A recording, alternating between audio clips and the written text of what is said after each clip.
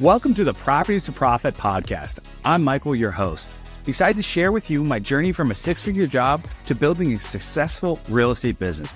Each episode will explore various aspects of real estate investing, from wholesaling and flipping to managing rentals. I'll share the lessons and insights I've gained, aiming to help you avoid mistakes and achieve your financial goals. Expect guest experts, valuable tips, and practical advice to guide you on your own real estate journey. Thank you for tuning in. If you find any value in this podcast, please subscribe, share, and follow me on social media. Let's turn properties into profits together.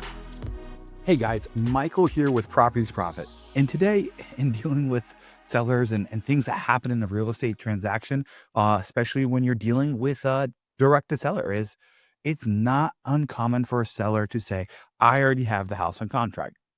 And there's two things I want you to be kind of wary of here is when you hear that, it may or may not be the truth. And we're going to talk through how do we break down this conversation with the seller and determine if it is the truth or not, because we don't want to step on another buyer's toes, right? And become intentionally interfering with their contract. But at the same time, we want to make sure we're actually able to help these sellers. And sometimes they're just throwing up smoke screens. And if we aren't overcoming these smoke screens that they're throwing up, we're not truly serving our sellers at our best interest, right? We're not actually helping them with what they need done, which is to sell their house and move on to a much better situation. And of course, if we do our job right, most people won't actually sell their house. There's another solution. So we're going to walk through what to do. So the first thing I want to know is if a seller says, hey, I have my house in contract, we're going to say something along the lines like, whoa, look, congratulations. I totally understand. Just to be clear, you've already signed an agreement with another buyer. What we're hoping that they do is, A, they confirm it with conviction. If they confirm it with conviction, I'm probably moving on and saying, hey, congratulations. That's so exciting. When are they supposed to close? I'm hitting all those points. But a lot of times when you ask that direct question to a seller, they're going to like teeter-tatter a little bit. They're going to, and they're not going to be able to do all that. And if that's the case, I'm going to double down on this. I'm going to go into it. It's like, when you say contract, is it an offer or did you actually sign the paper? Was it verbal? And then they'll either tell me yes or no, and I'm going to keep going.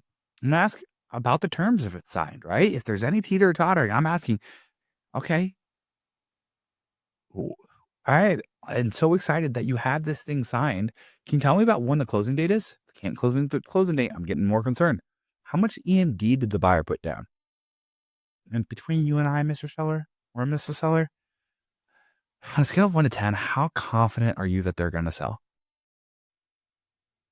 Or they're going to buy your house? How confident are you that they're actually going to perform? What this is going to do is give you insight to like, how is the seller feeling about the situation that they say they're in? If they say, hey, yeah, if they're confirming double down, great, not much you can do. But what you can do is say, hey, I understand real estate transactions go wrong all the time. Deals fall apart. Buyer can't close. Buyer doesn't actually have money. I want you to know we would be a suitable backup plan. So if any reason the buyer doesn't perform, tries to renegotiate, you've got me here ready to step in. If they call you and try to renegotiate, make sure you call me first before you sign any documents, and we'll walk you through what we could do so you don't get pigeonholed into something. On the flip side, I'm going to touch base with you every couple of days. Just make sure that they're still holding your hand like they promised you. And if at any point they're not, you let me know. And we'll see what we can do to help you get across the finish line. My goal isn't necessarily that I get you out of contract with them. My goal is that you actually get your house closed on, whether it's with me or someone else. That only works if you genuinely mean that. You have to be sincere.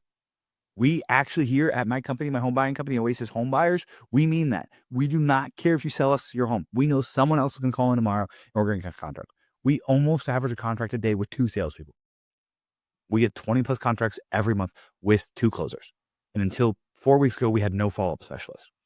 And so we know we can get to 30. And so like we've got contracts. We're good to go. We just want to help sellers and help our communities that we serve. And then if they're hemming and hawing at any point at that point too, and they're worried and they're doubling down like, I'm not sure they're going to close, why don't you send me over a contract? And let's see at this. Let me see if I know this buyer. Let me see if I can make a call to them and make sure that they're actually going to close. And then what we're doing is building trust with the seller. Even if they do close and things go well, which is what we're actually hoping for, because we're not hoping that we get more discreditability in our market as wholesalers or single family home buyers, right? We want whatever contract they're in to actually close on, because that's what's best for the industry and best for the seller.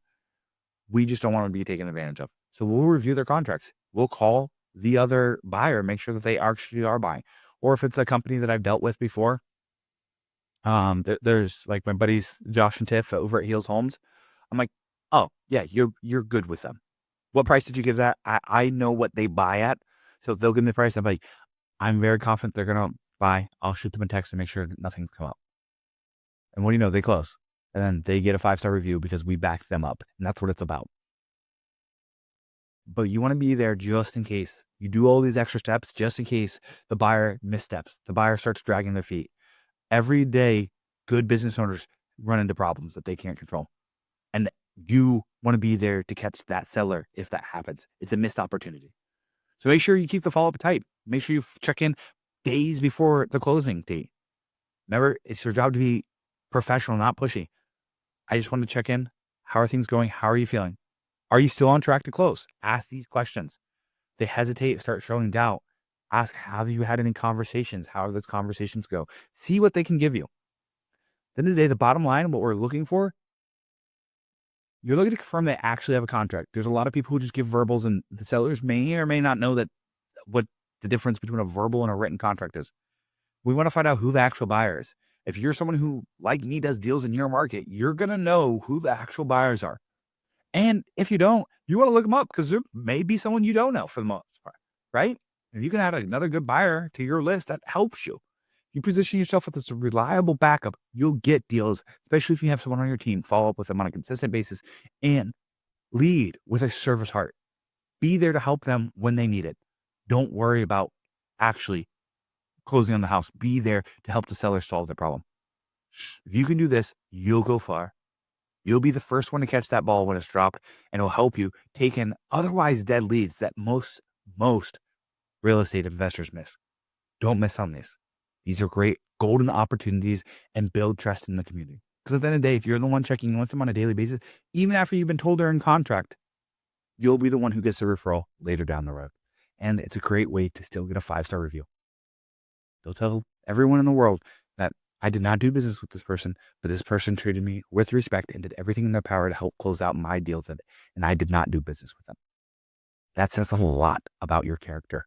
And that says a lot in this ever-changing AI world, where you can just ask AI who this person is or who this company is, and it's going to know something about you. Would you rather say good things or bad things? You're in control of that. And this is one way to have more people say good things about you, even if you didn't do business with them.